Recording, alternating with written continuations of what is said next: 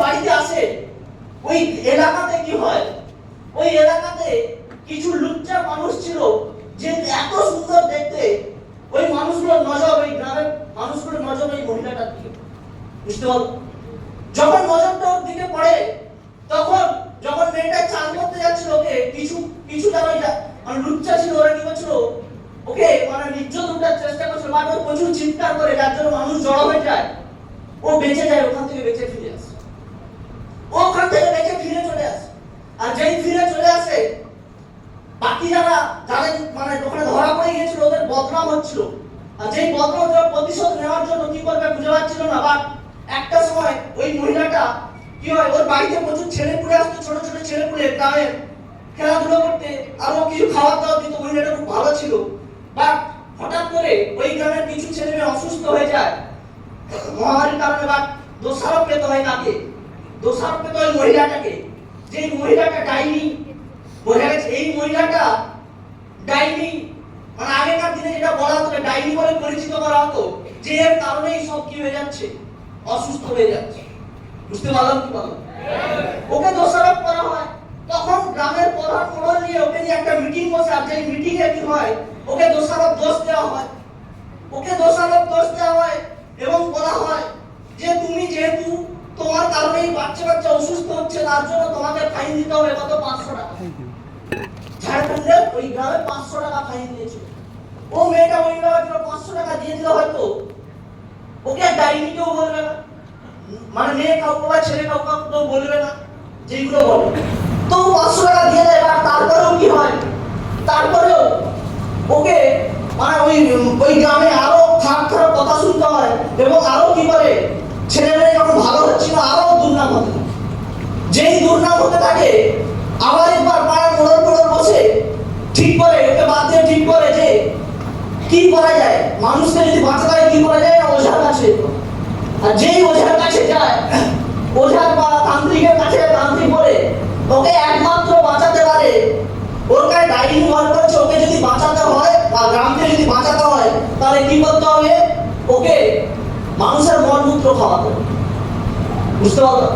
ওই মহিলাটাকে কি করে, গ্রামের প্রচুর মানুষ 40-50 জন এসে রাতারাতি ওকে অ্যাটাক করে, ওর বাড়িতে ঢুকে পড়ে, ওর ইজ্জত লুটার চেষ্টা করে এবং গোটা শরীরে নগ্ন করে দেয়, গোটা গ্রাম ঘোরায়, জোর করে মলমূত্র খাওয়ায়। বুঝতে পারলো?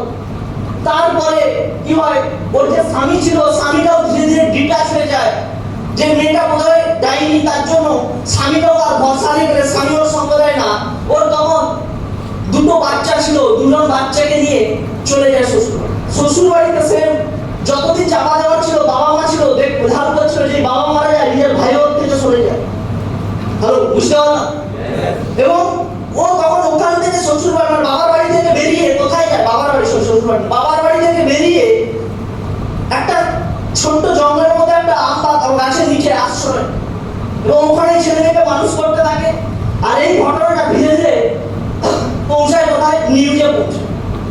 যেই নিউজে পৌঁছায়, তখন নিউজ রিপোর্টাররা আসে এবং ওকে জিজ্ঞাসাবাদ করে, এবং ওকে ওখান থেকে নিয়ে যায় একটা সংস্থা।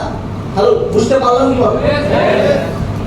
আশা হয় না, আশা করবি না, কি একটা বলে না, আশা করবি না, সঠিক কি বলে, ওই সংস্থায় নিয়ে যায়।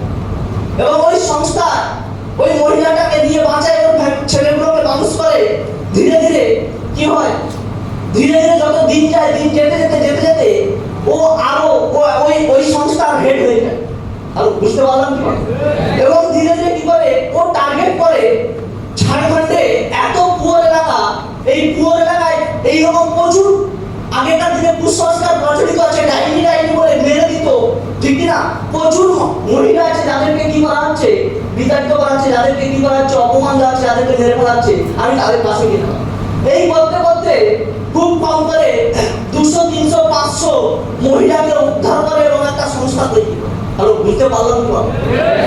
ওই সংস্থার আমার নাম এই মুহূর্তে মনে পড়ে, একটা নামটা দিয়ে আছে, বোঝা গেছে? খুব ভালো সংস্থাটা। ওকে, তো যাই হোক, ওনাকে কি করে, ধীরে ধীরে ওই খবরটা কোথায় গিয়ে পৌঁছায়, নিউজের মাধ্যমে ন্যাশনাল জিওগ্রাফি পর্যন্ত চলে। যে এইরকম একটা মহিলা আছে, যে এইরকম কুসংস্কার বিরুদ্ধে লড়ছে, প্রচুর মহিলা উদ্ধার করছে। এবং শুধু এটা নয়, ওদেরকে তোমার কাজ দিচ্ছে, কাজ করাচ্ছে।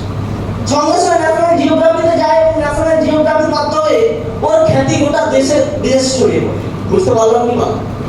2017 সাল, তারপর 2017 থেকে 21 সাল, 21 ওর কাছে হঠাৎ করে একটা ফোন আসে দিল্লি থেকে যে আপনি এই বলছেন, আপনি এই বলছেন, আপনি এই কাজ করছেন, তার জন্য আপনাকে কি দেওয়া হবে? পদ্মভূষণ পুরস্কারে পুরস্কৃত করা।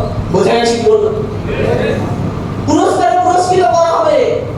আপনি সমাজের বিরুদ্ধে লড়ছেন, সমাজ আপনাকে অপমান করেছে, এই ঘটনা আপনার সব ঘটনা জানি, বাট আপনি যে এত মানুষকে উদ্ধার করেছেন তার জন্য আপনার চিন্তা ভাবনা আমাকে কি হবে? পদ্মভূষণ পুরস্কারে ভূষিত করা। বোঝা গেছে কি বলবো?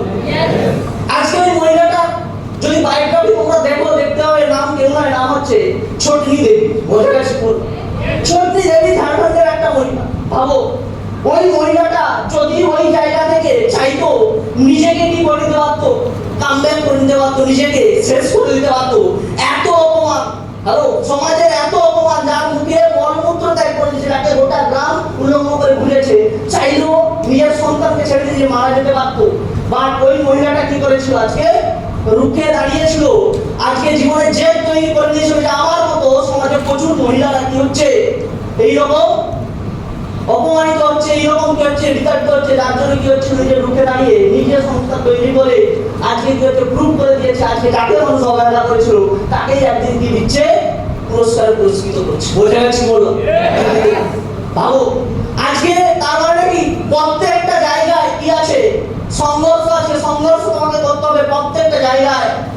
নেগেটিভিটি তোমাকে থাকবে, সমাজে নেগেটিভিটি থাকবে, প্রত্যেকটা জায়গায় তোমাকে মানুষ রুখার চেষ্টা করবে, আটকানোর চেষ্টা করবে, বদনাম দেওয়ার চেষ্টা করবে, বাট তারপরে যদি তুমি তোমার লক্ষ্যে এগিয়ে যাও, গ্যারান্টি তোমার সাকসেসটা, পুরস্কারটা তোমার হাতেই থাকবে। হ্যালো, বুঝে গেছো?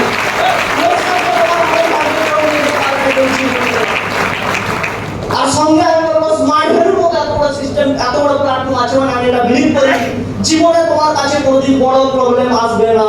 হ্যালো, বুঝতে পারলাম? আর আমি বলবো যার কাছে যত বড় প্রবলেম আসে ভগবান তাকে তত বড় সাকসেসটাই দেয়। হ্যালো, বুঝা গেছে?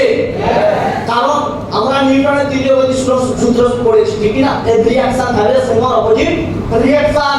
প্রত্যেক ক্রিয়ার সমান ও বিপরীত প্রতিক্রিয়া আছে। তুমি ভাবে একটা বলকে যত জোরসে নিচে মারবে সেই বলটা তত উপরে উঠবে, ঠিক কি না? ঠিক কি না? তোমার কাছে যত বেশি বাধা আসবে, যত ফ্যামিলি থেকে বাধা আসবে, যত পাড়া প্রতিবেশী থেকে আসবে, যত বন্ধু বান্ধব থেকে আসবে, ওই টাইমে তোমার একটা জিনিস মনে হয় আমি মনে হয় খারাপ কাজ করছি, আমি মনে হয় খারাপ করতে চলে যাচ্ছি না। যদি তুমি ওই টাইমে দাঁড়িয়ে সঠিক সিদ্ধান্ত যে যাই বলুক না কেন আমি আমার রাস্তায় ঠিক থাকবো, গ্যারান্টি তোমার সাকসেসটাই হবে। হ্যালো, বুঝে গেছে? একদিন সবাই তোমার পেছনে থাকবে, একদিন সবাই তোমার পেছনে আসবে। বুঝতে পারলাম?